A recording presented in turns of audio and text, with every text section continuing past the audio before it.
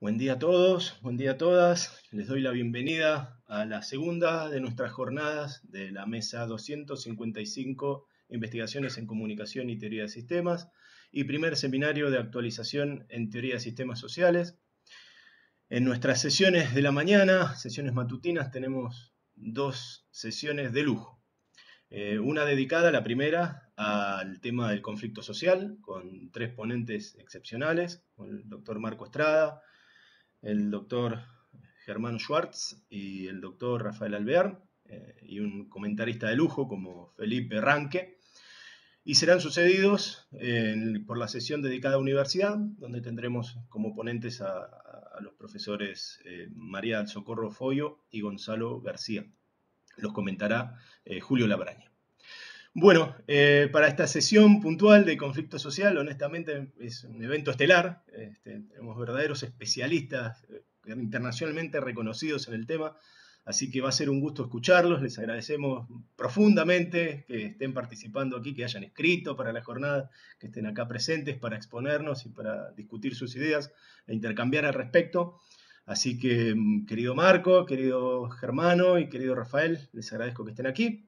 Los voy a ir presentando por ponencia. Voy a seguir el orden que estaba programado. Lo voy a presentar primero a Germano. Voy a hacer una pequeña semblanza de él. Le voy a ceder la palabra. Después lo va a suceder Rafael. Y va a cerrar las exposiciones Marco, el profesor Estrada. Después de eso va a tener unos 5, 7, 10 minutos el profesor Ranque para hacer una devolución de los trabajos. Y después de eso vamos a abrir el foro al debate. Bien, y pudiendo intervenir cualquiera. Bueno, estoy por iniciar entonces la sesión sobre conflicto social. Nuestro primer ponente es el profesor Germano Schwartz, que nos va a presentar su ponencia. ¿Están muertas las constituciones? El profesor Germano Schwartz es director ejecutivo nacional de investigación y de posgrado de la Ánima Educación en Brasil. Es profesor de la maestría en Derechos Humanos de la Uniriter, universidad en la que fue rector en el periodo 2018-2021. Estimado profesor Schwartz, le doy la bienvenida. Es un honor tenerlo aquí. Le cedo la palabra en este mismo momento. Muchas gracias, Sergio. Muchas gracias a todos que me oyen ahora. Y la verdad es que es un honor estar hoy por la mañana aquí en Brasil, al menos donde yo vivo, hace lluvia, frío. Y acostumbramos decir, Sergio, aquí donde yo vivo es como la Argentina en el día después de beber, ¿no? De tomar un trago, porque lo que pasa en Argentina 2 días después pasa aquí en Río Grande del Sur. Entonces hace un poco de frío, mucha lluvia y sin humedad, infelizmente. Pero quiero agradecerles a todos, también darles las congratulaciones por la organización del evento, que en verdad es un evento magnífico, lleno de personas que estudian la teoría de sistemas a fondo y no solamente superficialmente, lo que hace que el día de hoy sea un día muy especial, no solamente para la cátedra que ustedes la tienen en la UBA, pero también para los sistémicos alrededor del sistema social global, ¿no?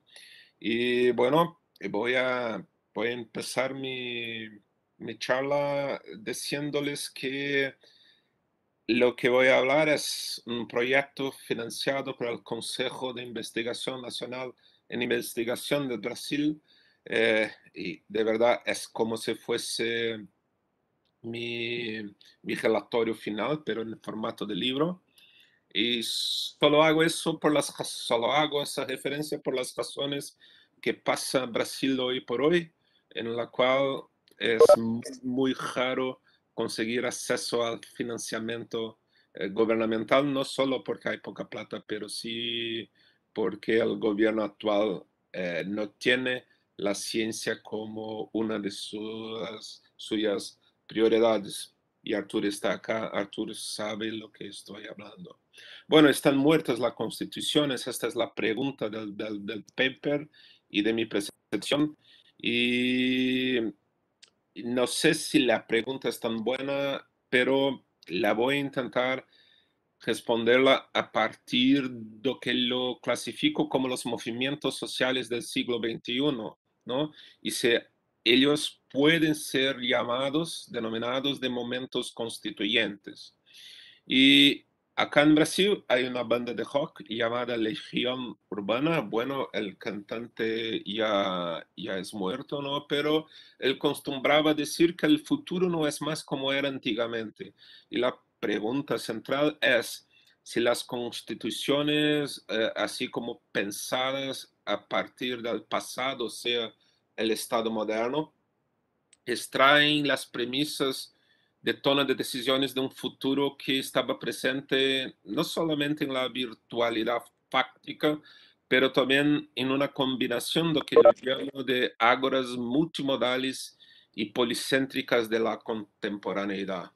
Y claramente, por lo tanto, el punto de partida son los movimientos sociales que de una manera o de otra Castells ha proponido un íter inicial que tiene un percurso que el trabajo sigue, ¿no? Entonces, yo intento clasificar los movimientos sociales en el mundo árabe, que están relacionados al que Lumen y Fahati llaman de la tensión gobierno-oposición y el código del sistema político. Los movimientos sociales europeos que están conectados a las crisis económicas de la primera década del tercer milenio y lo que Human llamaría de la escasez de crédito en el mercado. Los portugueses especialmente llaman a ese tipo de sociedad de la sociedad de la austeridad del trabajo o del derecho de la excepción del derecho del laboral, ¿no? Y los movimientos sociales en los Estados Unidos de la América, que tienen al Occupy Wall Street como su gran exponente, pero que tienen un cierto disgusto al que llamaban de capitalismo moderno. Bueno, esos tres tipos de movimientos sociales también se puede añadir un cuarto, lo que yo he llamado de movimientos dispersos en la sociedad global. Pero, perdón, el movimientos dispersos en la sociedad global. Y como preguntas como el junio de 2013 en Brasil, lo que ocurrió en India, lo que pasó en Turquía, cómo esas cosas pueden se conectar, esos movimientos pueden se conectar, las comunicaciones pueden desatar un proceso comunicacional que de alguna manera no tenemos como precisar el origen, ni el sentido y ni el significado.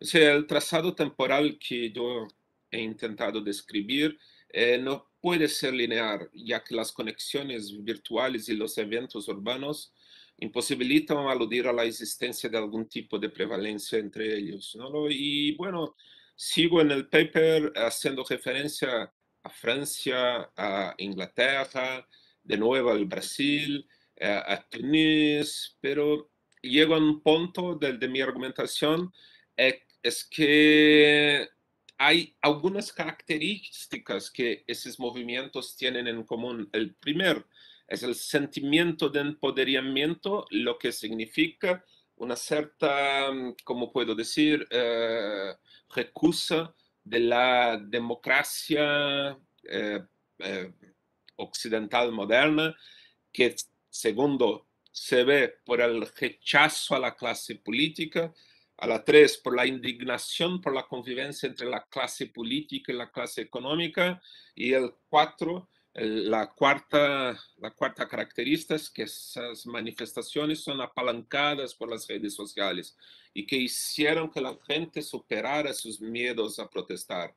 Y bueno, claro que todos esos movimientos y tienen sus diferencias también, ya las he apuntado, pero lo que puedo decir es que eh, las consecuencias de esos movimientos son algunos y quiero puntuarlos. Es que, por primero, no hay nadie a cargo de un supuesto orden jurídico colectivo mundial. Y vea, hablo así porque cuando hicimos también una pesquisa con empírica con los participantes en todo el mundo de esos movimientos, y se ve que se pueden hablar en movimientos sociales alrededor del mundo, pero no hay una orden jurídica colectiva mundial. Y como resultado, ese es el segundo punto, se forma una red intra e interorganizacional que desafía las organizaciones jerárquicas de ciertos sistemas políticos y jurídicos. Tercero, el surgimiento de una red epistémica de comunidades de producción de conocimiento aumenta con el uso de la tecnología, las incertidumbres y los riesgos. Y todo esto se acentúa aún más cuando uno se da cuenta de cómo la producción del conocimiento y el derecho se ve afectada por la red económica, que es un resultado directo de la cada vez más importante red de información, productos y servicios, las redes epistémicas, ¿no? Y esos cuatro primeros puntos desembocan en la fragmentación de los sistemas parciales y de la unidad de sus organizaciones, ofreciendo a las agencias de inversión, agentes de autoobservación del sistema económico, la posibilidad de reducir los riesgos de ciertos créditos, función que antes eran de los bancos, ¿no? Y el propio Sigfe sostiene que la mejor observación de las crisis radica en observarlas desde sus tendencias o sus formas. Y eso significa decir, y eso soy yo argumentando nuevamente en el paper, discúlpeme, que todo eso se basa en símbolos que son constitutivos de sus procesos, como el dinero en la economía, el poder en la política, que se establece símbolos acoplados a las funciones de los sistemas que a su vez regulan la producción y la distribución de símbolos. Los procesos que pertenecen a los sistemas diferenciados funcionalmente están motivados por accesos a esos símbolos, y la influencia y la confianza afectan directamente a los símbolos y por lo tanto a las funciones de los sistemas parciales de la sociedad. Bueno, y intentando hacer con que todo eso haga sentido para todos, o lo que yo defiendo como los movimientos sociales del siglo XXI tienen algunas características que son un poco distintas de aquellos considerados como los nuevos movimientos sociales, ¿eh? Y les digo cuál. La primera es que las teorías de los movimientos sociales, que collective behavior, entre otras, necesitan de líderes. Y los movimientos sociales del siglo XXI, por lo cierto, tienen los líderes, pero no hay solamente uno líder, hay varios líderes, y esa es una lógica celular, esa es una lógica de supervivencia de las propias protestas, ¿no? La segunda es la utilización en gran escala de las redes sociales. Y así también como una tercera característica es que en algún momento, como solía decir los miembros de la doncella de Ferro, o sea, Hierro, o sea, el Iron Maiden, hay que salir del virtual e irse para el real, o sea, eso no empieza y acaba en las virtualidades del mundo actual, pero en algún momento y por métodos propios se va a las calles y se protesta básicamente contra la democracia que hay hoy. Y el punto final, y discúlpeme, creo que ya estoy en 15 minutos, el punto final del paper, pero con más No, no, argumentos. estás bien, ¿eh? Ah, Tenés unos 3, 4 minutos, 5 minutos, mira.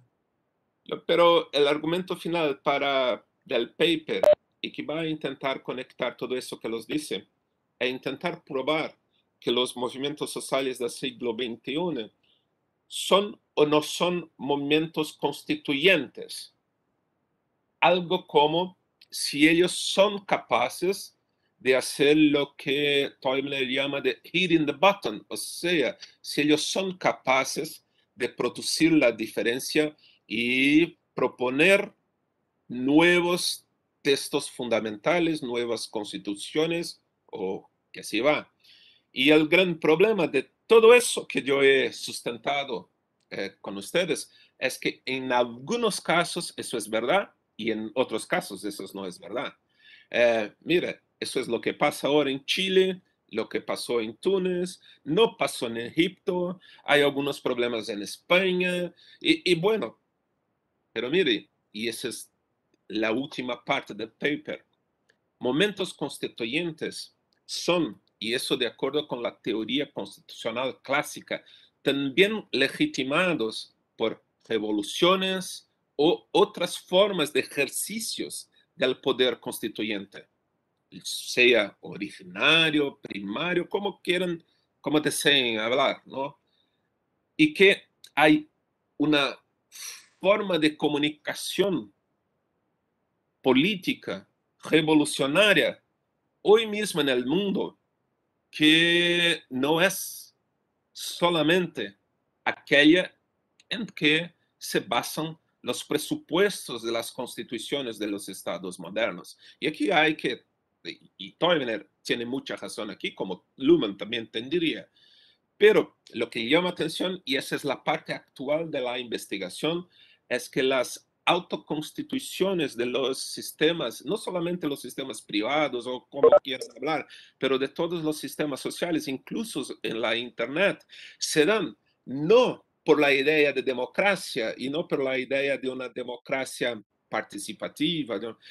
Pero por una idea un tanto cuanto, digamos, ligadas a una democracia real, en que la clase política no sea el medium de, de comunicación que se exprese la voluntad o el angst o el gest, o sea, el código de las protestas.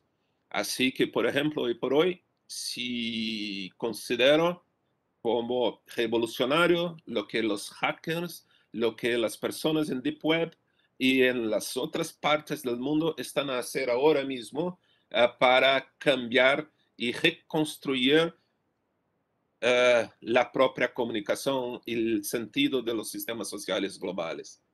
Pero si eso es bueno, si eso no es bueno, eso no es un problema de un observador de la observación. O sea, no se puede matar al mensajero.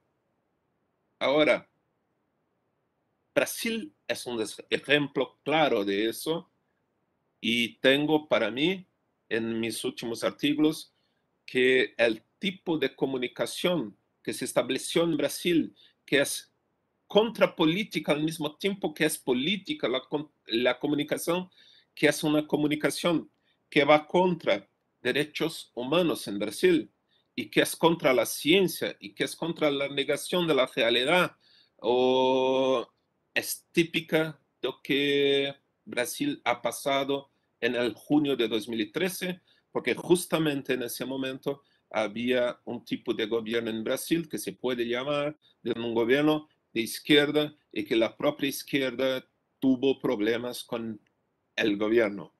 O sea, hay decepciones y hay un tipo de comunicación que las calles llevaron al junio de 2013 en Brasil, pero que de alguna manera, y eso lo pruebo en el libro, fueron reconstruidas como, y eso pasa en todo el mundo, pasa en cualquier lugar del mundo, como también un proyecto de conservación de algunas cosas y de cristalización del pasado en el futuro. Ojalá, ojalá las nuevas constituciones, la nueva forma de pensar, haga que en Brasil salgamos de esa edad media en que estamos ahora mismo, en que vivimos casi como en una Macondo constitucional, porque ustedes no pueden creer lo que oímos y lo que pasamos hoy en día, porque a depender de las formas clásicas de revoluciones y de protestas en Brasil, no habrá una nueva constitución. Y la constitución, como está, muerta estará. Muchas obrigado, Sergio, y me quedo por aquí para que pueda oír los colegas con mucho más comprensión. y dominio también del español do que yo. Muchas gracias. Excelente, Germano, se siguió perfectamente, ¿eh? No te preocupes porque te seguimos sin ningún problema. Estoy asombrado del manejo de idiomas, de lenguas que tienen en Brasil. Los envidiamos. Bien. Bueno, dándole continuidad a la sesión, le voy a ceder la palabra al profesor Rafael Alvear, que nos va a presentar su ponencia La concentración de la sociedad, reflexiones preliminares sobre un problema general. El profesor Rafael Alvear es doctor en sociología de la Universidad de Flensburg, en Alemania, y es investigador postdoctoral del Centro de Estudios del Desarrollo Regional y Políticas Públicas de la Universidad de los Lagos en Chile. Profesor Alvear, es un gusto tenerlo entre nosotros el día de hoy. Le cedo la palabra en este mismo momento. Muchas gracias, Sergio. Una pregunta, ¿puedo compartirles Sí, sí. pantalla? Es bastante fácil en esta plataforma. Debe ser las pocas cosas Ya. así sencillas. Ahí, Si no podés, ya. me decís. Ahí, por ejemplo, ya empezaste a Sí, compartir. Ahí se ve. ya, perfecto. Bueno, gracias, Sergio. Gracias también, Germano, por la presentación que me pareció súper ilustrativa y además contingente con lo que está pasando en Chile. Primero que todo, quisiera agradecer también la oportunidad de compartir con ustedes algunas reflexiones preliminares de un proyecto que, si bien nace desde alguien que está fuera de la teoría de sistemas, si me permiten decirlo de esa forma, eh, intenta aprovechar algunos rendimientos de la misma sobre la materia que voy a presentarles, ¿no? Igualmente debo mencionar que este sigue siendo un tema relativamente nuevo para mí, para el cual aún tengo más preguntas y dudas que respuestas, por lo cual estoy deseoso de recibir y aprender de vuestro feedback, así que los invito a pensar conmigo el problema. Mi pretensión, y voy a leer para ordenar la idea y mantenerme en el tiempo, es dar cuenta en síntesis del núcleo teórico del problema de investigación en el que estoy trabajando en la actualidad, que involucra dos dimensiones principales, a saber, la contextualización y premisa teórica con los conceptos de diferenciación funcional y crecimiento sistémico, y el problema medular con la idea de concentración y consecuente crisis. Y ahora comienzo. La tesis de que vivimos en una sociedad funcionalmente diferenciada cada vez tiene más espacio en la sociología, ¿no? Luego del notable intento de clásicos como Marx, Durkheim y Weber por captar el movimiento, el mecanismo de movimiento de la diferenciación social, fue Parsons quien, con su esquema ágil, sentó un precedente para el debate sociológico sobre lo que se entiende contemporáneamente por diferenciación funcional.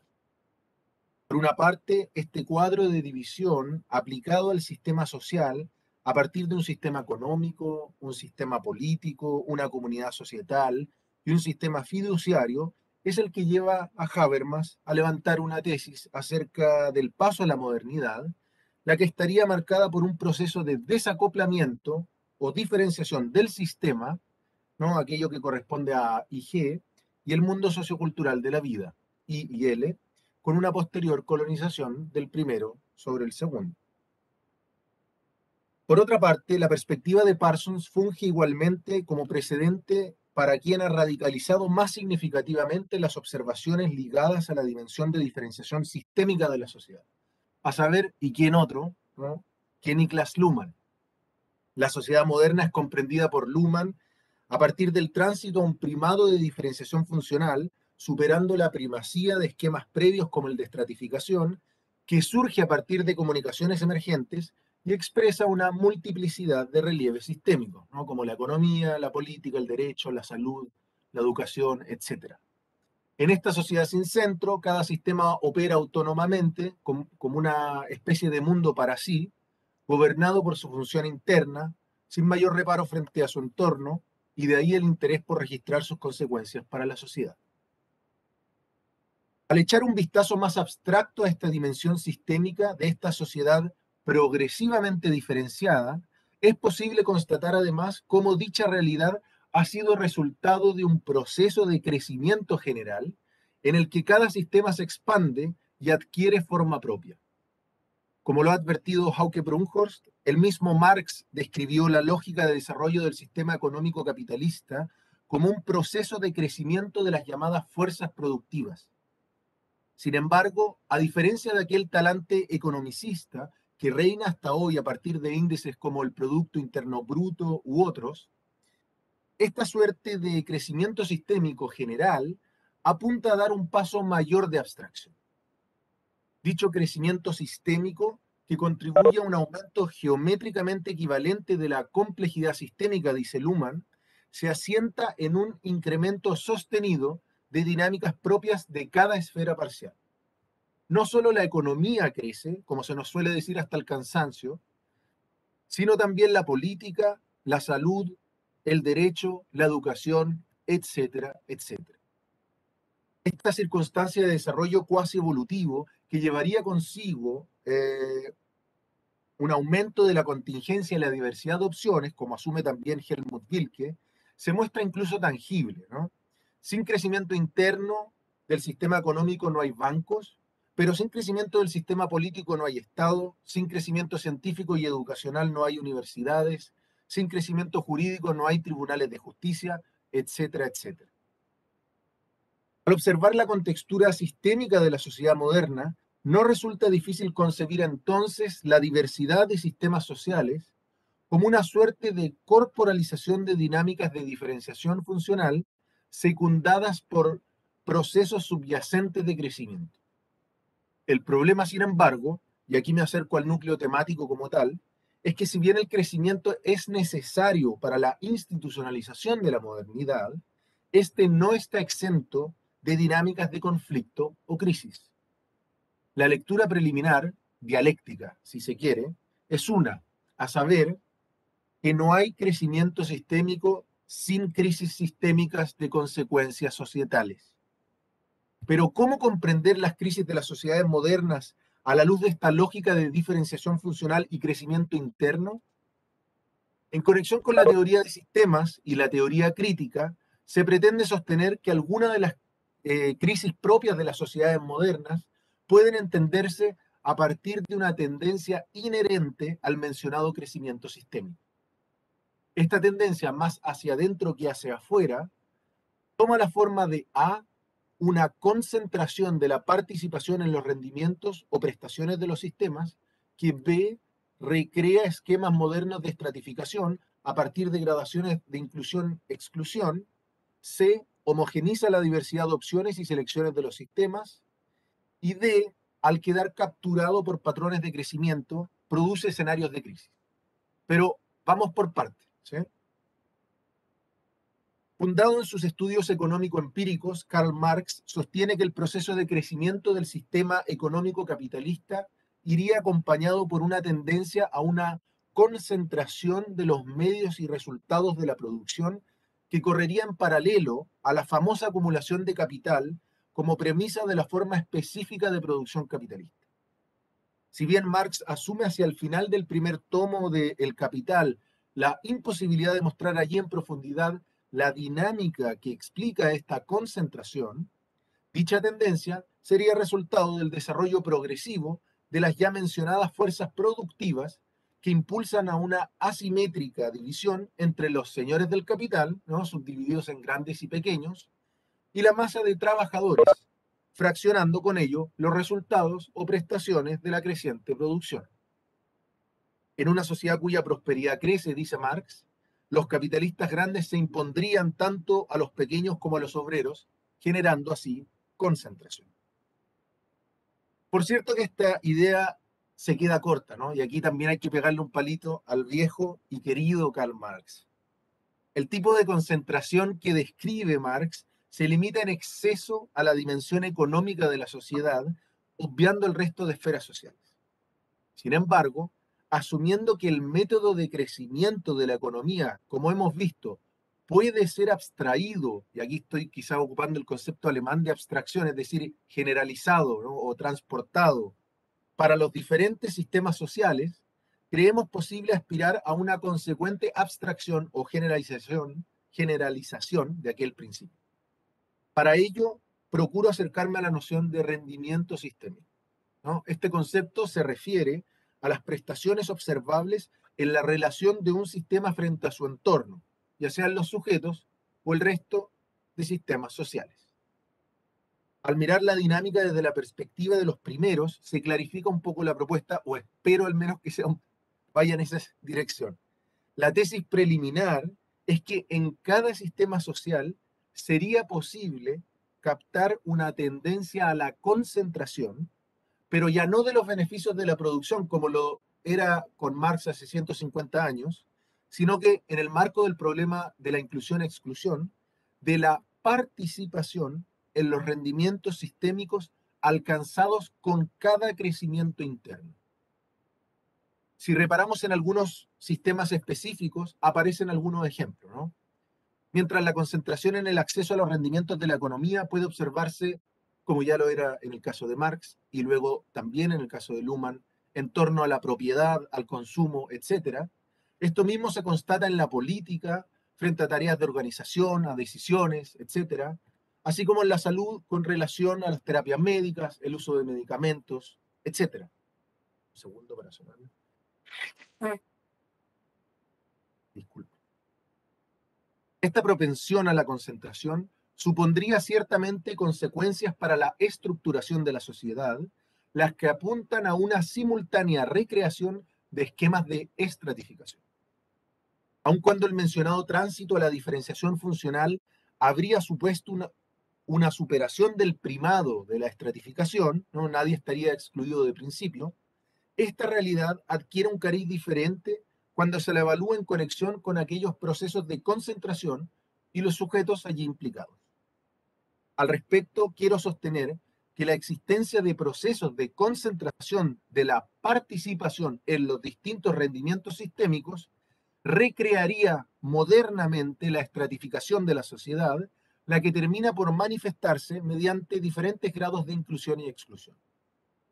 La distinción entre incluidos y excluidos, así como la diferencia olvidada por Luhmann entre aquellos que tienen un acceso pleno, regular o precario a las diversas prestaciones sistémicas, son justamente expresión de aquella lógica de concentración. Mientras los plenamente incluidos concentran el uso boyante de los rendimientos del sistema, los regularmente incluidos y los precariamente incluidos deambularían contingentemente entre una concentración del acceso a prestaciones medias y una concentración de meras desventajas. Los que, como dice Luhmann, permanecen en una... Ah, ya, sí, me queda una página nomás, así que estamos bien. Los que, como dice Luhmann, permanecen en una marginalidad plena, ¿no? Los excluidos, parecen ya solo contar como cuerpos. A partir de una recreación sostenida de tal estratificación que aparece con los procesos de concentración, podría tener lugar simultáneamente una suerte de homogenización de las elecciones. En la medida en que, por ejemplo, son siempre los mismos quienes han de acceder prácticamente sin restricciones a los rendimientos de los sistemas, son entonces siempre los mismos los que acceden rápidamente al dinero, a las tecnologías, a los centros de salud especializados, etc., se pierde la diversidad de opciones antes alcanzada en el crecimiento interno, ¿no? Esta diversidad de opciones que mencionaba a propósito de Wilke. Las elecciones, en tanto realizadas por grupos similares de individuos, tienden a ser cada vez más homogéneas, implicando así para el sistema una pérdida de su capacidad de adaptación a los cambios o necesidades del entorno. En tal contexto, la concentración reiterativa de rendimientos podría detonar una situación que Aldo Mascareño ha recepcionado como lock-in.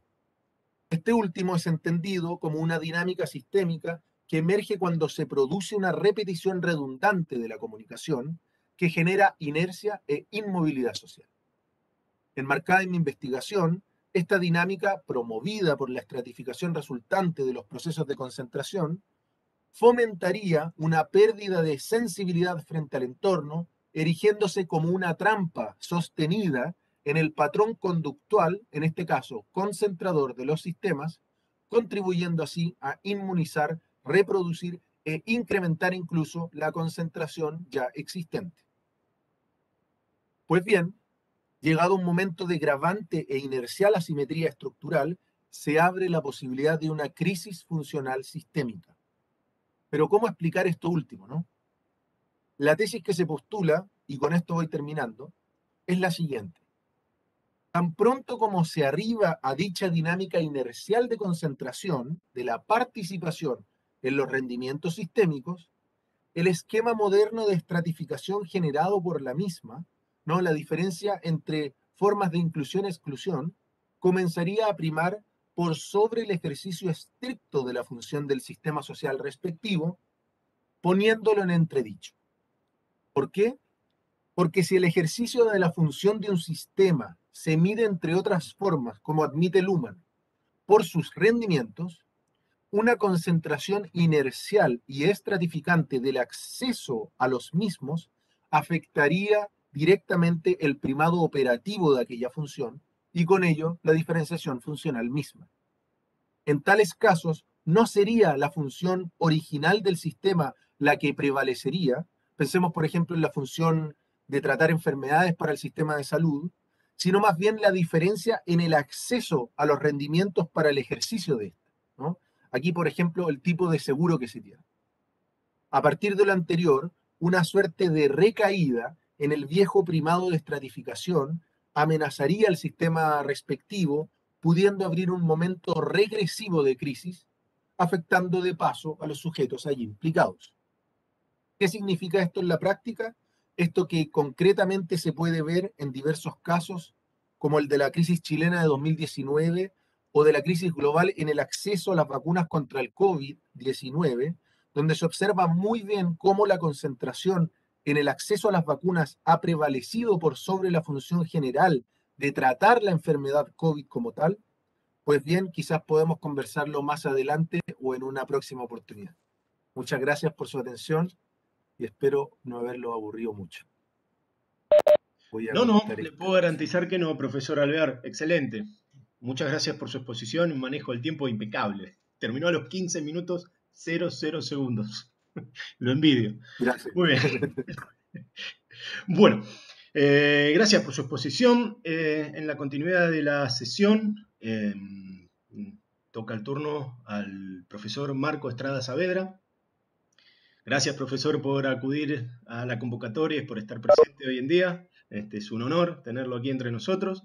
El profesor Estrada nos va a presentar su ponencia Órdenes sociales emergentes como sistemas sociales. Doy una breve semblanza al profesor Estrada, quien es profesor investigador del Colegio de México, sociólogo político especializado en movimientos sociales y conflictos. Gracias nuevamente por estar aquí. Profesor, le cedo la palabra en este momento. Muchas gracias, Sergio. Muchas gracias a todos los organizadores de este evento, que es realmente muy interesante. Las dos ponencias que acabamos de escuchar son realmente fascinantes y dan mucho que pensar y discutir. Bueno, buenos días a todos y todas.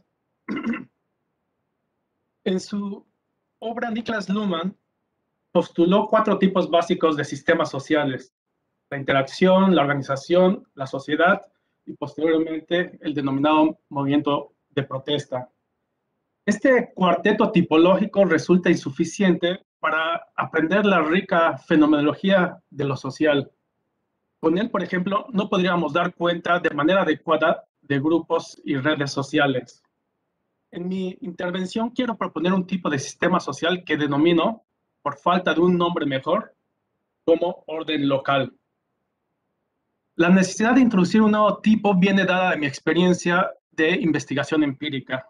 Y mi intervención de hoy consta de 2 partes. En la primera describo de manera sintética 3 órdenes locales que he estudiado en México. Y en la segunda doy las razones teóricas de por qué se trata realmente de un tipo auténtico de sistema social. Empiezo con la primera parte. Después del levantamiento armado de 1994, el Ejército Zapatista de Liberación Nacional, el EZLN, se dedicó a construir lo que denomina su autonomía en zonas indígenas del estado de Chiapas, en México.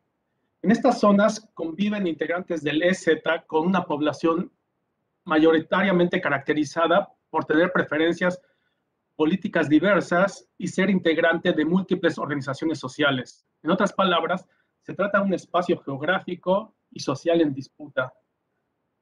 En su territorio autónomo de facto, los zapatistas han creado un sistema de municipios autónomos que no coinciden jurídica ni geográficamente con las entidades constitucionales, sino simplemente con la presencia de las bases de apoyo del EZLN.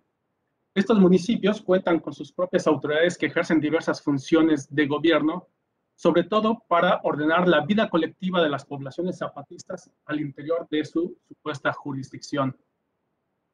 Por encima de los municipios se encuentran las denominadas juntas de buen gobierno, que tienen también funciones de gobierno sobre la población y control y supervisión de las actividades de las autoridades municipales zapatistas. La autonomía zapatista pretende desplazar la presencia, la actividad y la influencia de todo tipo de autoridades públicas constitucionales y, por tanto, gobernar sobre la población de lo que considera sus territorios.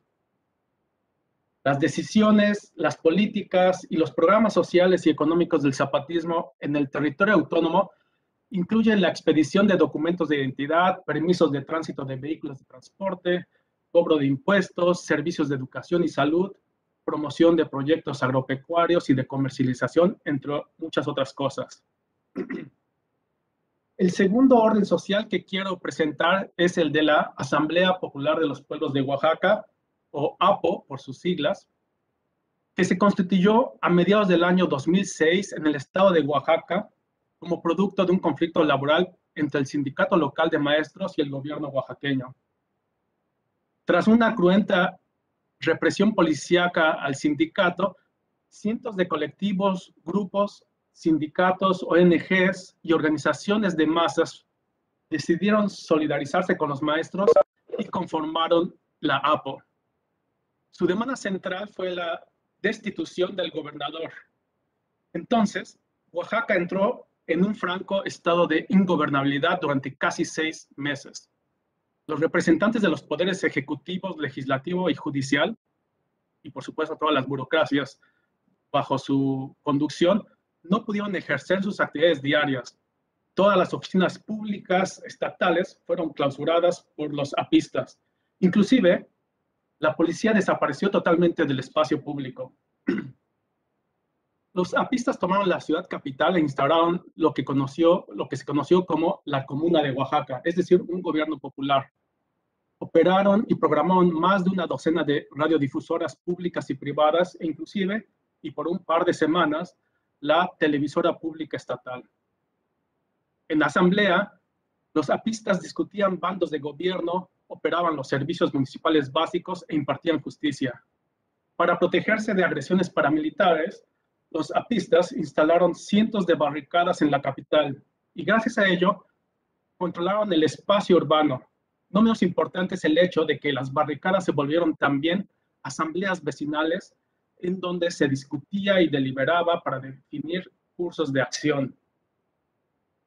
La protesta apista no se limitó exclusivamente a la dominación política, sino también implicó una autocrítica promovida por ciertos sectores de los asambleístas, como las mujeres, los jóvenes, especialmente los anarquistas, y algunos segmentos de sindicatos y ONGs en contra de la dominación patriarcal, el autoritarismo de los adultos hacia los jóvenes y las prácticas clientelares, autoritarias y corruptas de sindicatos y grandes organizaciones populares de masa. Una violenta represión de fuerzas públicas federales acabó con el ensayo de gobierno popular autogestivo de la APO a finales de noviembre de 2006. El último orden social que quiero presentar es el de los denominados Caballeros Templarios, una organización criminal cuyos orígenes se encuentran en otra banda de narcotraficantes surgida en la década de los años 90 en el estado de Michoacán, también en México. Por diferentes factores estructurales y coyunturales que no me es posible reseñar ahora, el narcotráfico en México cambió de manera significativa en los últimos 30 años. Resalto 2 transformaciones centrales. La primera consistió en que, hacia el cambio de siglo, las organizaciones criminales empezaron a ganar mayor autonomía frente a los agentes estatales que anteriormente vigilaban, controlaban, toleraban y, en caso necesario, perseguían y castigaban sus actividades. La segunda transformación a destacar es la declaración de la guerra contra el narcotráfico y el crimen organizado en el 2007 por parte del gobierno federal. Esa política se ha sustentado básicamente en la militarización del combate al narco y ha tenido como efecto, por un lado, la fragmentación de las organizaciones criminales y por el otro, el aumento de la competencia entre ellas por la producción, trasiego y comercialización de narcóticos, inclusive por el control de otros mercados ilegales como el contrabando, la prostitución, el robo, el secuestro, la extorsión, entre otras cosas. Competencia que, como es común en los mercados ilegales, se ha llevado a cabo por medio de un uso creciente, masivo, indiscriminado y público de la violencia. Y todo ello ha degradado la seguridad pública en diferentes partes del país de manera insufrible. En la región michoacana de Tierra Caliente, alrededor del año 2008, los caballeros templarios hicieron presencia en las poblaciones locales y prometieron acabar con el crimen y la inseguridad y proteger a la población de agentes foráneos, apelando a arraigados sentimientos regionalistas en contra del Estado central. Además, apoyaron económicamente a la población de escasos recursos o que se encontraba en una situación difícil. La seguridad provista por los templarios generó cierta aprobación entre la gente. Pero una vez que consiguieron la confianza local, los templarios empezaron a extorsionar a empresarios y trabajadores, comerciantes y empleados. Tras desplazar a sus competidores, los mismos templarios se ocuparon de la venta de protección, el secuestro, la violación sexual contra las mujeres, las desapariciones forzadas, los asesinatos, el robo y el despojo de propiedades. Ninguna actividad o sector económico, lícitos o ilícitos, quedó a salvo de las exigencias de los criminales.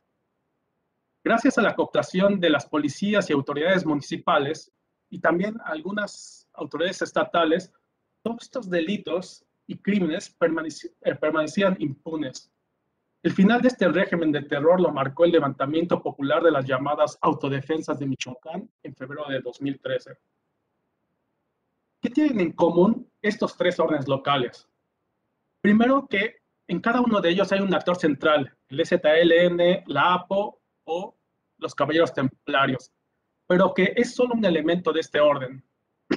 Segundo, los órdenes sociales incluyen en su interior una variedad de sistemas de interacción y organización, por lo cual no se les puede reducir a su lógica de constitución y operación, ni mucho menos equiparar con la sociedad. Tercero, estos órdenes refuncionalizan parcialmente operaciones de sistemas funcionales para lograr su autopoiesis. En este sentido, cuarto, desde la perspectiva de los sistemas funcionales, los órdenes son parásitos que interfieren en las dinámicas de códigos, programas y medios de comunicación. En quinto lugar, los órdenes median parcelas de comunicación e intercambios de los sistemas sociales en su entorno interno con los sistemas funcionales. Sexto, si bien estos órdenes trascienden las interacciones, también es cierto que su capacidad de regulación de acciones y comunicaciones está espacialmente limitada.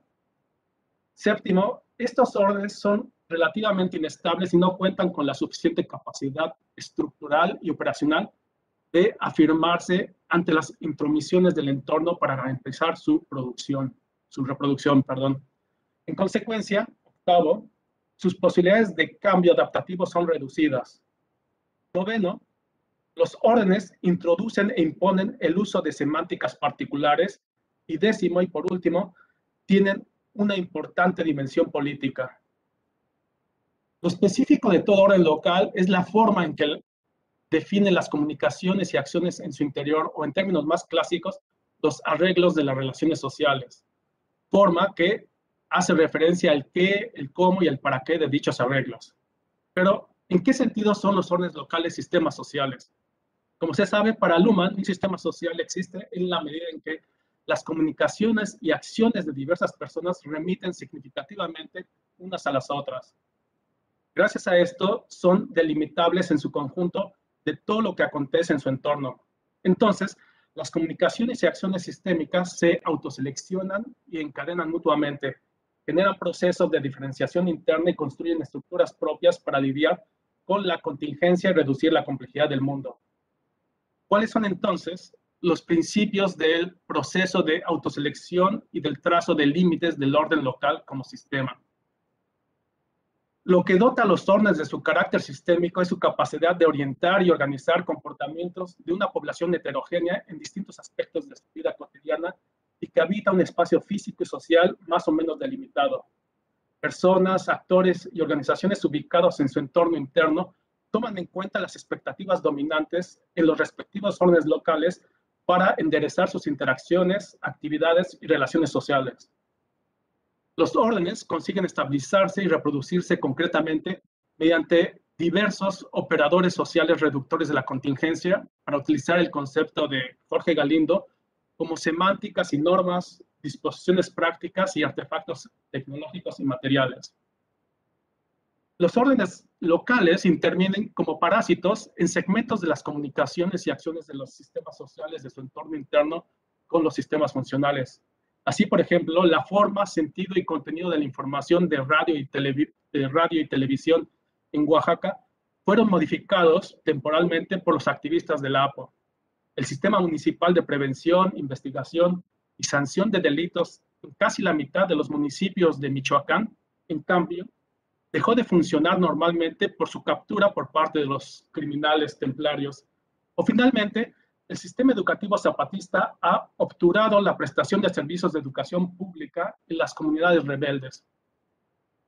Al menos en los casos que he estudiado, una de las características más destacables de los órdenes sociales es su dimensión política. De hecho, todos ellos se han configurado en la periferia de y en contra del sistema político. Desde una perspectiva política, lo interesante de estos órdenes locales es que, con mayor o menor éxito, disputan al Estado su pretensión de ser el único agente legítimo para ordenar y organizar segmentos de población en un espacio social y geográfico limitado.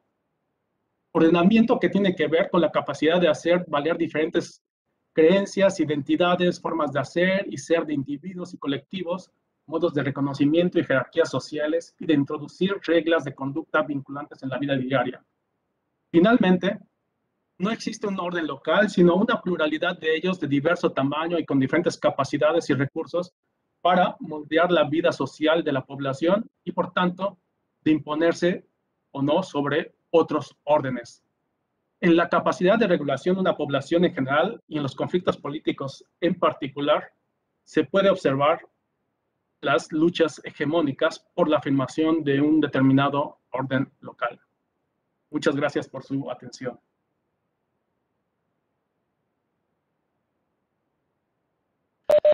Muchísimas gracias, profesor Estrada. Clarísima la exposición.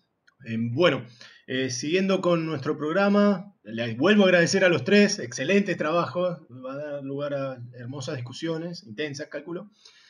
En nuestro programa tenemos incluido un comentarista que va a hacer una evolución de los trabajos, nos va a ofrecer sus impresiones y va a plantear algunos interrogantes, algunos elementos para incorporar al debate para que amplíen los autores en este caso.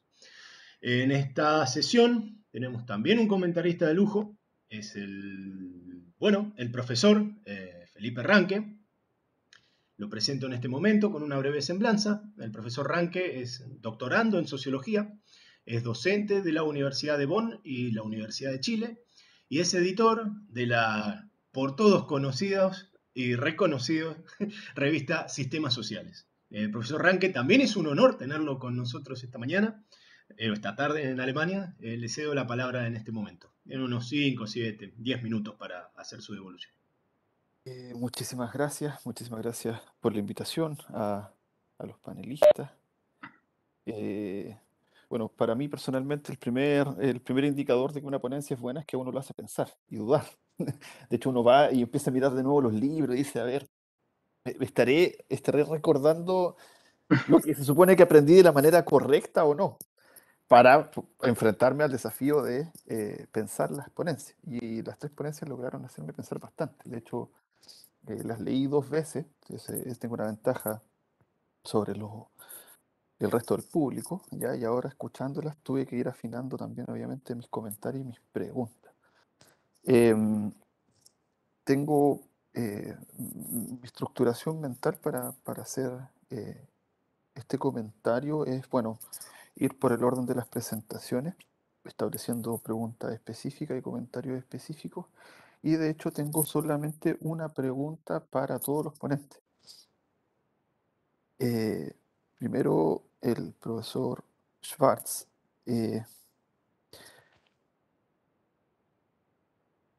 Creo que si logré entender correctamente tanto la exposición como el texto, ¿ya? Podríamos comprimir la argumentación alrededor de tres tesis. La primera es que tenemos una pluralidad de movimientos sociales que pueden ser, si bien circunscritos regionalmente, ¿ya? Eh, todos tienen la característica, segunda tesis, de que ponen en cuestión la relación entre política y derecho, ¿ya? Tanto la crisis del 2008, tanto la primavera árabe, tanto Hong Kong, tanto París, con los chalecos amarillos, ¿cierto? Chile, también lo que pasó en Ecuador, etcétera, ¿ya? Entonces, si bien uno puede decir que bueno, la crisis del 2008 afectó a todo el mundo, pero uno no encontraba un Occupy Wall Street en África, ¿ya?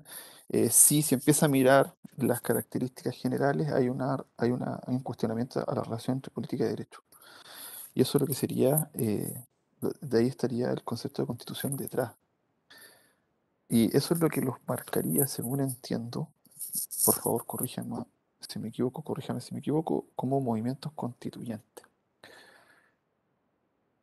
Algunos con constitución, sin constitución. Mis preguntas serían entonces, la primera, ¿qué caracteriza a un movimiento social del siglo XXI, ya, como movimiento social constituyente, por llamarlo de alguna manera, exitoso? ¿Es exitoso cuando logra realizar una constitución o es exitoso cuando logra generar un momento constituyente? Esa sería mi pregunta para el profesor Schwartz. Eh, para el profesor Alvear, nuevamente en el mismo ejercicio logré comprimir la presentación y el texto a la tesis de que existe crecimiento de sistemas funcionales, entendido como expansión y formación propia, ¿ya? Que conlleva un aumento de la complejidad, pero irremediablemente este crecimiento y aumento de la complejidad significa una concentración, ¿ya?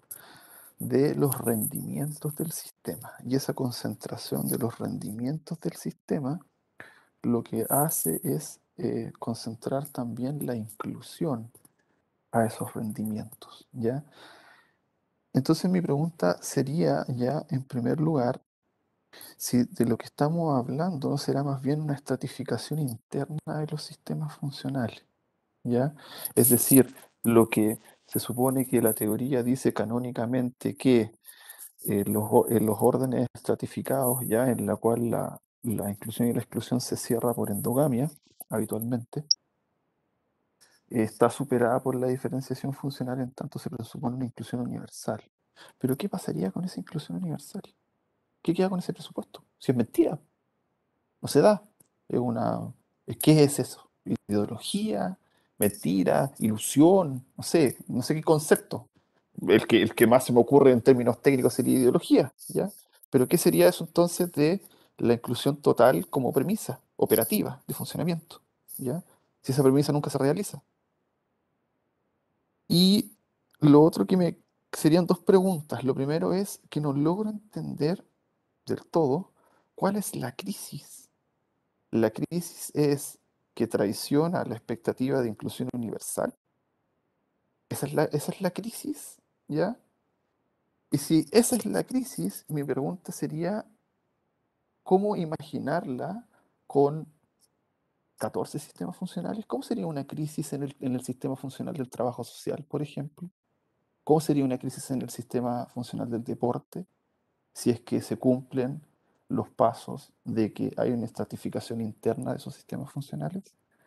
Y mi última pregunta, que yo creo que es obviamente la más difícil de todas, es cómo comprobar eso empíricamente. Cómo dar cuenta de que eso efectivamente es así y ocurre así, y que lo que estamos intentando explicar no lo explica el marxismo ni lo explica otra teoría. para el profesor Marco Estrada. Bueno, primero tengo que ponerme un poco fan, porque es la primera vez que tengo la oportunidad de conocerlo, profesor. He leído muy atentamente hace harto tiempo sus textos, especialmente sobre los sistemas de protesta. Así que me causa un gran honor poder comentar una ponencia suya. Y dicho eso, nuevamente con mi ejercicio de comprimir las tesis, ¿ya? Usted pone la complejidad por delante, ¿ya? Pone la pregunta y después la complejidad por delante. En la medida en que el problema es, ¿podemos cuadrar la complejidad del zapatismo, el APO y un caso de empresariado de drogas ilícitas en los planos de diferenciación?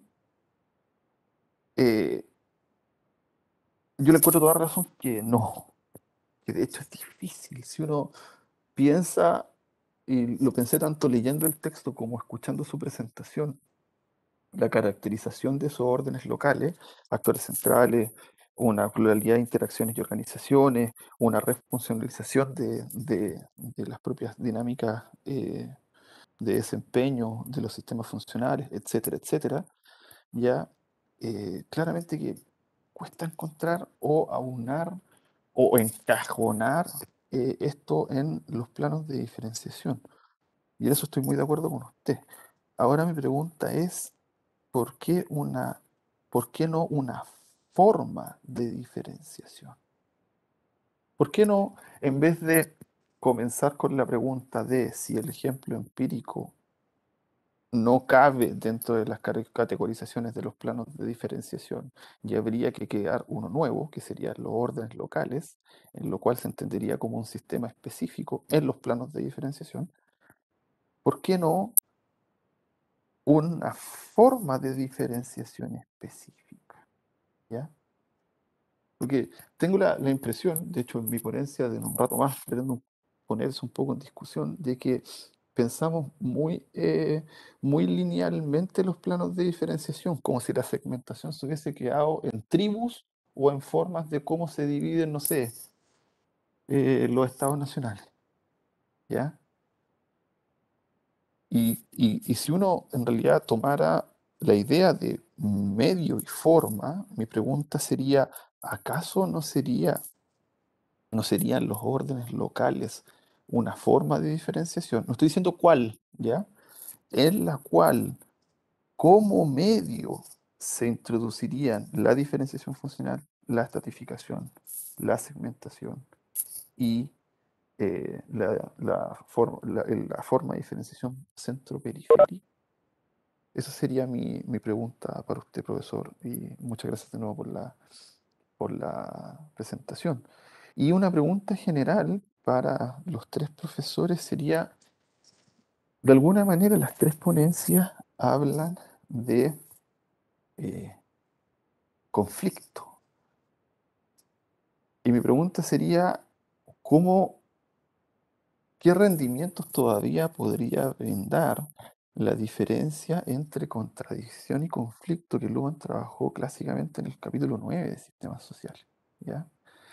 Entonces, rendimiento tanto para sus propias ponencias como para la propia teoría hoy en día.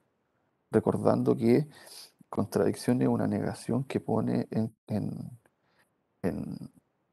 es una negación que defrauda expectativas no contempladas en la estructuración de los sistemas sociales, y una contradicción es una negación de segundo orden, que lo que hace es negar una comunicación que ya ha sido negada. Eso sería mi pequeño comentario. Muchas gracias de nuevo. Muchísimas gracias, profesor Ranque. Excelente devolución. Bueno, yo propongo que sigamos el orden de exposición para conversar con el profesor. Primero el profesor Schwartz, después Alvear y finalmente el profesor Estrada.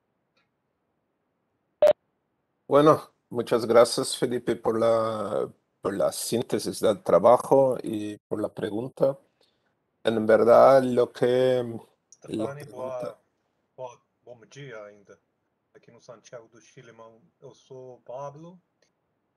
Creo, Vai ter que me desculpar porque faz muito tempo que eu não falo português, então é, Vai ter que me perdoar. Tiene que porque silenciarse el eu- profesor eu- Meyer.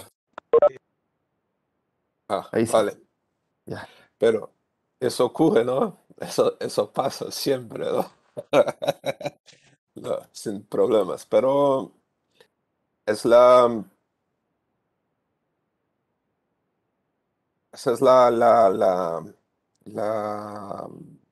la cuestión de Felipe, es la gran cuestión del libro y de la pregunta, que es saber cómo y cuándo y sobre cuáles condiciones esos momentos constituyentes pueden generar la diferencia o la producción de la diferencia, entendida tal en el paper, más resumidamente, como el acoplamiento, clásicamente hablando, entre de política y derecho, que son las constituciones, ¿no?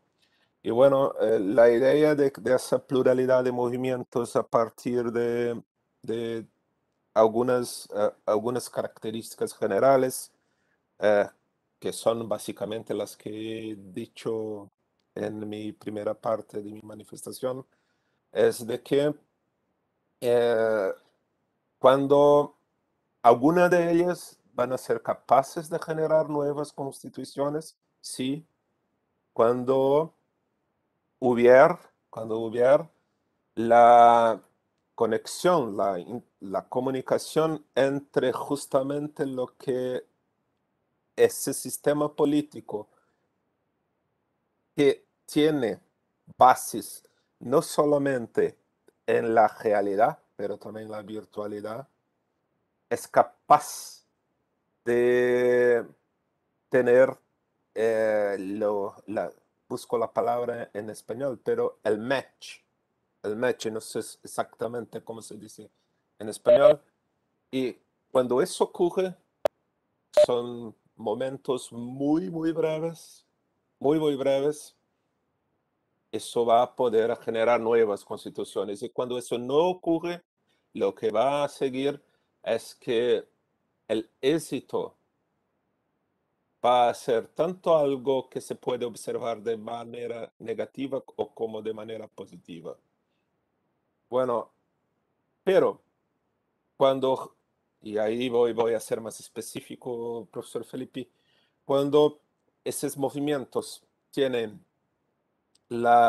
el uso de las redes sociales, la protesta contra el movimiento, la protesta contra la organización de la democracia que hay, y digamos, tender, postular por una democracia real, que desde que tengan un efecto de contagio, como, o sea, de se espalhar, de pasar para otros sistemas, ellos van naturalmente de cualquier manera provocar la política y por lo tanto después el derecho. Pero es el propio profesor Saavedra ya ha escrito sobre eso, no es una novedad, ¿no? Pero creo que la novedad es el hit in the bottle, the sparkle, cuando eso ocurre, o sea, cuando eso es capaz. Y lo que tienen de nuevo es que eso no va a ser descubierto en las calles solamente. Van a ser comunicación en estado puro en los varios sistemas funcionales de la sociedad y que van, y eso es paradojal, como es la teoría, y que van a influenciar la sociedad. Y por eso no acredito tanto en las constituciones de los estados modernos, y sí, como diría el profesor André Arnaud, en un tipo de ley, de sistema de derecho que va above, beyond, through, and besides the law. Lo que significa que esos movimientos, al contrario de que las teorías de la política que son predominantes, incluso en las universidades de Brasil, ellos no son exactamente protestas, pero tal vez insatisfacción. O sea, la otra parte del código, la otra parte, y no es por lo tanto que los movimientos de los indignados en España se llama indignados. Otra cosa, pero no es para ahora. Otra cosa es saber cómo esa indignación consigue éxito. Pero el camino es ese y bueno, así como el profesor Marco, he intentado hacer en el libro la empiria respecto de los movimientos. Pero muchas gracias y por la oportunidad de poder profundizar mi argumento. Muchas gracias a ti.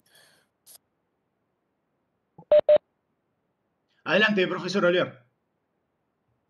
Gracias, Felipe, por las preguntas. Me siento bien leído cuando te escuchaba, más allá de que no compartas algunas premisas, pero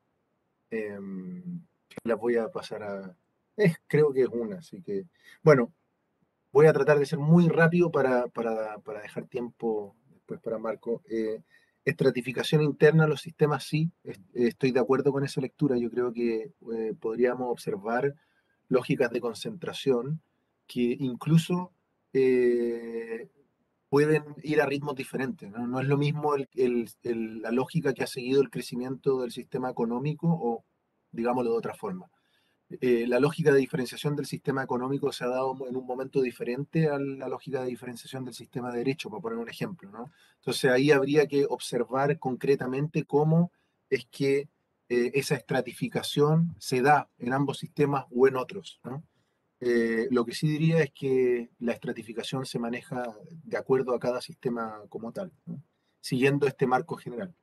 ¿Qué pasa con la tesis de la inclusión universal de la diferenciación funcional? Aquí es donde no estaba de acuerdo. Yo no diría desde la teoría crítica o desde Marx incluso que esto, por ser insuficiente, en caso de serlo, sea ideología, ¿no? Digamos, la crítica a la tesis sobre el tránsito a la diferenciación funcional no debe necesariamente conllevar una crítica al mensajero, como llamaba previamente Germano, ¿no? Así como si esta tesis sistémica estuviese orientada a mantener, a solventar el statu quo, ¿no? Como se podría observar desde las críticas a la ideología. Pero en la pregunta en que más me quiero detener, que me parece súper importante, y sobre todo porque no pude exponerlo aquí por tiempo, es cuál es la crisis, ¿no? ¿Dónde está? ¿Por qué esto detona una crisis? Y mi tesis, todo esto, estoy tratando de desarrollarlo también en un libro que espero pueda salir el próximo año allá en Alemania, que es que la crisis ocurre, o tengo la sensación, a propósito de lo que ha pasado en Chile, cuando se generan ciertas condiciones objetivas, ¿sí?, de concentración que luego han de ser de alguna forma tomadas a ver, ¿cómo decirlo? Tienen que ser realizadas, no sé cómo se diría, ¿sí? Tienen que ser, debe haber un acto de toma de conciencia respecto de esas condiciones objetivas, ¿no? Estas condiciones objetivas de concentración llevan a una suerte de caída de la funcionalidad amplia de los sistemas, con el primado de funcionalidad de la diferenciación, generando entonces campos funcionales y disfuncionales. ¿Por qué esto supone un problema, ¿no? El mismo Luhmann ya observaba en El derecho de la sociedad que una diferencia, creo que estaba en la presentación, que una diferencia como flagrante entre la inclusión y la exclusión, a pesar de ser generada por la diferenciación funcional, es incompatible con la misma y la socava, ¿sí? A eso no le llama crisis, pero hoy día lo podríamos traducir como un sinónimo de crisis o de transición crítica, ¿no? Ahora, ¿cómo verlo esto? Bueno, yo me remitiría, por ejemplo, al caso de Chile, para dar algunos ejemplos estadísticos. En la economía, el 10% de la población concentra el 66,5% de la riqueza, ¿sí? En la salud, el 15,4% de la población no tiene problemas de acceso real a las prestaciones médicas. En la educación, el 9,5% de la población ha estudiado una carrera completa o un posgrado universitario. Respecto del COVID, el 11,9% de la población tiene una segunda o tercera vivienda, ¿sí? El 16,1% de la población trabaja y gana más de 1 millón de pesos, lo que serán como un poco más de 1.000 euros, ¿sí? Bueno, y así sucesivamente. Y el problema no es solo que se concentre, el problema es que esa concentración del acceso a esos rendimientos conlleva a sí mismo, y aquí está el otro lado de la distinción que procuro ver también desde la teoría crítica, genera la exclusión, ya sea relativa a través de inclusiones precarias o de la exclusión. Entonces, para poner un caso nuevamente patente, el 2018, 9.000 personas murieron esperando la atención de un especialista, solo en el primer semestre. Entonces vemos, hay una concentración del 15% que tiene un acceso expedito a las prestaciones de salud, pero hay una masa, ¿sí?, que se queda fuera del acceso a esos rendimientos. Entonces, vuelvo a Luhmann, trato de leer a Luhmann críticamente, y digo, bueno, allí, repito, citando a Luhmann, allí donde existe una diferencia incisiva o flagrante entre inclusión y exclusión, a pesar de ser generada por la diferenciación funcional, se genera una suerte de, ¿cómo se llama? Bueno, él no lo dice con esta palabra, pero de crisis, socavando a la misma diferenciación funcional, ¿no? Y aquí Marx nuevamente, cómo el capitalismo prepara a sus sepultureros para el futuro, bueno, cómo la diferenciación funcional prepara a través del crecimiento y la concentración sus propios sepultureros para el futuro, ¿no? No sé si se entiende un poco para dónde voy. Y lo último, ¿qué rendimiento tiene el conflicto? Yo me haría incluso una pregunta más. ¿Qué rendimiento tiene la concentración? ¿Sí? ¿Tiene alguna funcionalidad? Y me da la sensación que esta pregunta es una pregunta propia de la teoría de sistemas, si es que acaso tiene una función propiamente tal. Me da la sensación que aquí habría que responder con Pedro Buscovich, aquel ministro de Hacienda de Salvador Allende, gran teórico de la concentración en todo caso, además, que decía que la concentración hasta los años 60 e inicios de los 70 había permitido agilizar el crecimiento económico. Sin duda, él se refería a la concentración económica, ¿sí? Pero habría permitido agilizar el crecimiento. Pero, y aquí sería el paso que me gustaría dar, el problema está en que a la vez que agiliza el crecimiento, mella la funcionalidad de los sistemas que permiten crecer, ¿no? Entonces ahí está el movimiento dialéctico, en la medida en que permite el crecimiento y a la vez coopta la inclusión solamente para un grupo de privilegiados, ¿no? Bueno, eso diría como así, un poco vomitando información, disculpen lo disperso. Gracias de nuevo, Felipe, ¿eh? Excelente. Bueno, estoy por el sorprendido, comentario. perdón, estoy sorprendido con el nivel de latinoamericanidad que tienen nuestras discusiones. Además, están hablando teoría, un anclaje regional que no me esperaba. Bueno, profesor Estrada.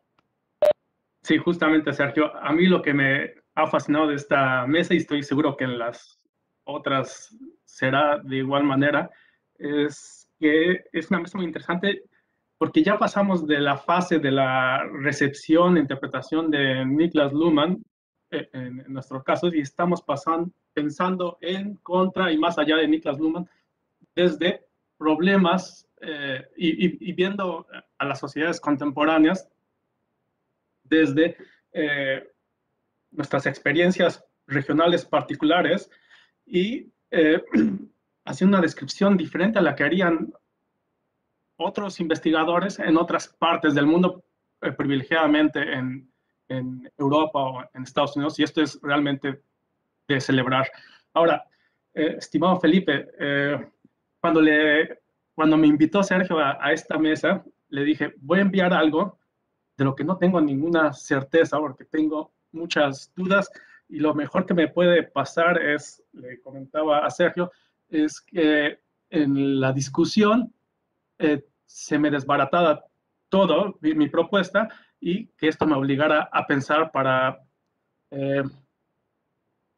quitarme las pocas e hipotéticas certidumbres que tenía, y tus preguntas me han resultado fascinantes porque me quitaron el habla, me movió el cuadro totalmente, y eso es lo que se agradece de una discusión científica y una discusión pública, y el intercambio, porque así se aprende mucho. Yo aprendí mucho de los 2 o 3 minutos que hablaste, cuando te referiste a mi texto, lo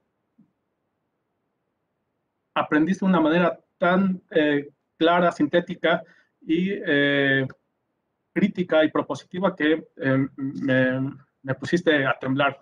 Afortunadamente no estamos físicamente, si no se vería este temblor todavía. A ver, y trato de responder de manera tentativa a lo que me dices. Pensar la complejidad de los fenómenos como un tipo de sistema que denomino orden local, no me gusta, pero es lo que se me ocurrió, no implica excluir formas de diferenciación que coproducen y son condiciones de despliegue y reproducción de ese orden, ¿sí? Al interior de estos órdenes locales operan las diferenciaciones segmentarias, estratificada y funcional, y sin que ninguna predomine del todo para todas las comunicaciones. En eso tienes razón. Es un error pensar que la sociedad actual solamente opera la diferenciación funcional. No, es mentira. Por ejemplo, en la exposición de Rafael está absolutamente claro que la estratificación es un elemento central de los procesos de exclusión, ¿no? Y se pueden encontrar muchos otros ejemplos para tratar de romper con esta idea de que todo lo que pasa en la sociedad moderna se debe de explicar en términos funcionales, de diferenciación funcional, ¿no? No es así. Hay que movilizar todo el conjunto de herramientas para dar explicaciones más complejas, ¿no? En otras palabras, los tipos de sistema social exigen en la observación empírica, y esto también me gustó mucho de la presentación de Germano, ser puestos en relación con diferentes tipos de diferenciación y a la vez dar cuenta de los procesos de comunicación, de contradicción y de conflicto en sus intercambios, prestaciones y acoplamientos con los sistemas de su entorno. Hay que hacer todo eso paralelamente. A mí me resultó más fácil tratar de darle una forma conceptual a esto que denomino orden local, acercándome a las premisas de formas de constitución de tipos de sistemas sociales diferenciados, utilizar las reglas que propone ahí Luhmann, en un texto muy sencillo y muy clásico y muy potente, y decir, bueno, si se pudo hacer con estos sistemas que son la interacción, la organización, la sociedad y después el movimiento de protesta, ¿por qué no intentar probarlo para fenómenos que Luhmann no vio o no se interesó o que no existían en su tiempo, ¿no? Entonces, ese era el objetivo de mi presentación, y te agradezco mucho porque voy a tener que replantear todo y eso siempre es positivo. Oh, muchas gracias. De hecho, yo no tengo respuesta para su problema. De hecho, vi el orden de lo que dije, ya, pero ¿y esto? De hecho, reflexioné su solución y ahí se me ocurrió que, bueno, ¿por qué quizás no otra o complejizarla, etcétera? Pero bueno, como comentario para cerrar mi intervención y darle la palabra a todo el público, siempre lo que caracteriza el conocimiento científico es que tenemos problemas para los cuales no tenemos soluciones. Entonces, si uno ajusta un problema bueno, da lo mismo la teoría que sea, la idea es darle solución y ahí empezar a ver cómo hacerlo y creo que los 3 ejemplos empíricos que usted dio efectivamente logran eso. muchas gracias de nuevo a los tres ponentes y también a la oportunidad de, de Sergio, el profesor Forte, por participar de esta mesa. Muchas gracias. No, gracias a todos, viene buenísimo. Nos quedan 5 minutos. Había pedido la palabra Miguel. Miguel, yo te sugiero que demos lugar para alguna pregunta al público, si es que la hay, y vos tengas el cierre de la sesión. ¿Te parece? Tenemos que cerrar menos cuarto, o sea, hay 45. ¿Bien? ¿Alguien del público que tenga alguna consulta para los tres ponentes, para alguno de ellos, etcétera? Yo tengo 1 millón, pero no puedo.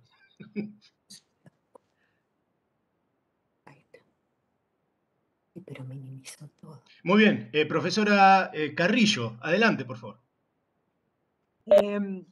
Hola, buenos días a todos. Pues la pregunta es para Marco. ¿Cuál fue tu hilo conductor o si fueron puntos de semejanza los que encontraste para elegir esos sistemas que estudiaste? O sea, ¿por qué esos y no otros? ¿O porque son los más representativos? ¿O porque esos contienen en sí mismo las características de los sistemas de protesta que estudias? Gracias, Rosalba. Básicamente porque me he ocupado de estudiarlos empíricamente durante mucho tiempo, le he dedicado monografías a estos temas y veía que hay semejanzas estructurales que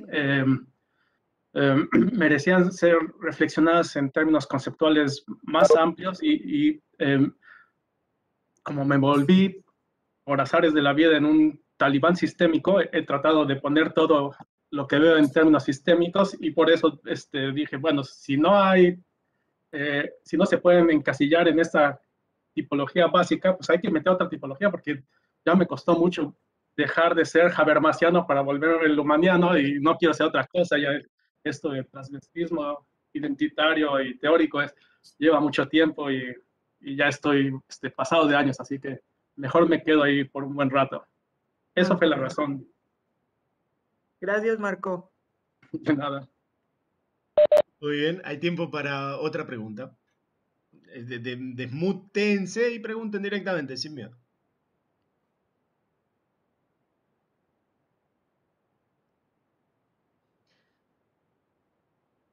Bueno, si no hay preguntas del público, Miguel, te doy el cierre de la sesión.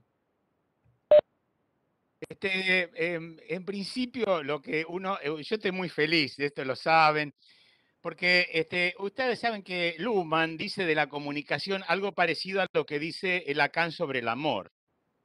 Un malentendido o una improbabilidad.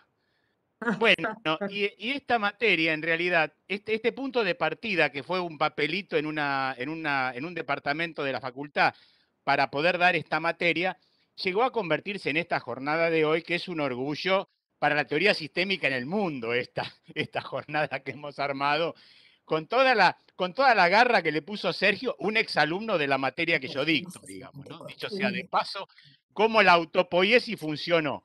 Pero lo interesante del caso y lo que yo lamento profundamente es que no haya alumnos y alumnas mirando esto porque comprenderían mucho la teoría sistémica, pero muchísimo comprenderían la teoría sistémica y sería más sencilla de comprender por la complejidad con los que los compañeros y las compañeras hablaron de la teoría sistémica, digamos. Es como altamente paradójico. En ese sentido yo insisto en mi agradecimiento. El profesor Rank, que presentó otra ponencia, en realidad, ¿no? O sea, tuvo la generosidad de presentar otra ponencia en sus comentarios, lo cual hizo más grandiosa esta entrevista de hoy. Y a mí me queda una cosa para Rafael, ¿no? Que vamos a ver si la contestamos hoy o en otro congreso. Que es que yo comprendo perfectamente esta cosa marxo-sistémica, ¿no? La entiendo. Y vos sos un jugador a préstamo, como decís que no abrevás en la... Ahora, si alguien escucha, este jugador a préstamo, dice, si este es un jugador a préstamo de la teoría sistémica, ¿qué serán los sistémicos talibanes? Como el profesor Estrada, ¿no? ¿Qué será un talibán si este es un jugador a préstamo? Bueno, pero mi pregunta, ¿sabes cuál es mi duda? Porque yo, la ponencia que hice, trabajé el capitalismo, diferenciación funcional, más Byung-Chul Han. y la sociedad viral, ¿no? O sea, le dice... Ahora, yo te hago una pregunta, una cosa que a lo mejor seguimos conversando y hacemos una jornada a propósito de esto. ¿Hay posibilidad de sociedad funcionalmente diferenciada en un modo de producción que no sea el capitalismo? Es la pregunta, digamos, ¿no? Es decir, como, a ver, Lenin decía, ¿qué es la revolución bolchevique? Soviet más electricidad. O sea, que el modo de producción industrial lo tenía claro Lenin que iba a seguir. Ahora, cuando lleguemos al socialismo, Rafael, cuando lleguemos al socialismo, ¿vamos a tener una sociedad funcionalmente diferenciada? Esta sería la pregunta que me hago. Y además, otra cosa más, para Artur, ¿no? Que me invitó junto con el amigo Carlos Soldano a hablar en el julio del año que viene, la teoría de sistemas en Latinoamérica. Me tiraste un paquete terrible, porque es terrible cómo está funcionando. Lo que se generó con este lío, ¿no? Además, terminamos siendo, como decían los Redondos de Ricota, conjunto de música argentino, los latinoamericanos, en relación a la teoría sistémica, somos los únicos héroes y heroínas en este lío, ¿no? Bueno, pero mi pregunta te la dejo a vos, Rafael, a ver si podés decirme algo más sobre esto, porque a mí me interesa seguir trabajando sobre este tema, es el punto, ¿no? Profesor Muchas Alvear, le gracias, pido que sea Miguel. Gracias a sintético. todos de nuevo, porque es una maravilla, estoy fascinado. Muchas gracias, Miguel, Profesor porque... Alvear, le pido que sea breve porque ya estamos Sí, pasando. sí, no, 30 Se segundos, imaginará, como porque dijo el profesor además Forte, es para un congreso esta fue aparte, una... esa pregunta maldita que acaba de plantear. Claro, me tiró el muerto a mí para terminar, digamos. No, muchas gracias por la pregunta. Yo creo que esa es la gran pregunta y aquí valen actos especulativos u crónicos, o sea, si es, o de utopía, si es que es posible. Solo recuerdo quizá alguna frase también de Lenin que acaba de citar, que decía que el marxismo no está necesariamente contra la competencia, ¿no? Entonces, a ver, ¿es posible una sociedad funcionalmente diferenciada sin capitalismo? Creo que necesitamos espacio para reflexionar. No, prefiero quedarme ahí. Y el día que quiera responderla, lo voy a contactar de No, nuevo. pero lo interesante es que no quede pegada necesariamente al capitalismo, es un paso importante, digamos.